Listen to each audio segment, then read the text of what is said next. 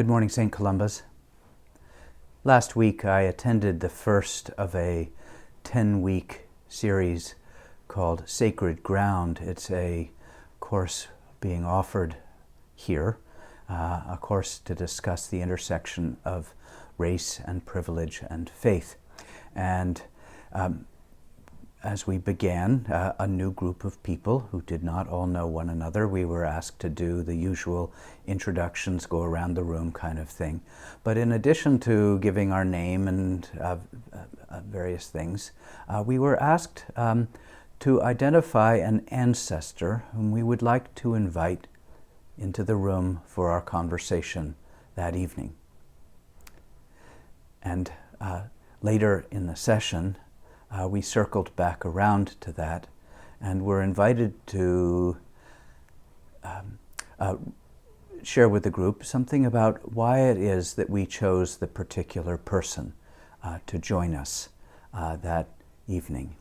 And it was fascinating to hear the stories of parents or grandparents or great aunts, great-great-great-grandparents that the participants brought into the room for our conversation.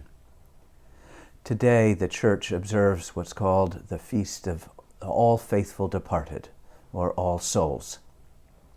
And it's really an extension, a continuation of yesterday's Feast of All Saints, which is observed each year on November 1st.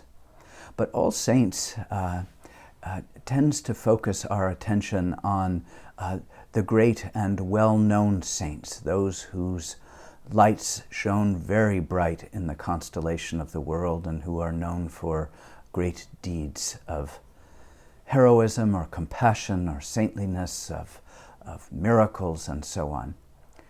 And today it's an opportunity for us to remember those people who are saints to us, those people whose lives may not be known beyond a small circle of family or friends, and those whose lives, taken on whole, may actually have been a bit of a mixed bag. I know many of the people I view as saints certainly lived complicated lives, and might be surprised that I was remembering them through the eyes of a saint, as a saint.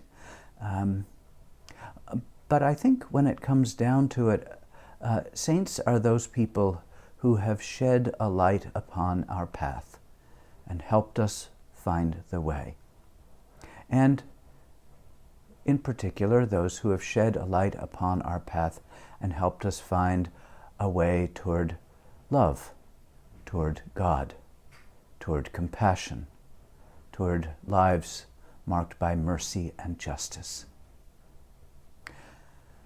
So I invite you today to think for a moment, what ancestor would you like to invite into the room?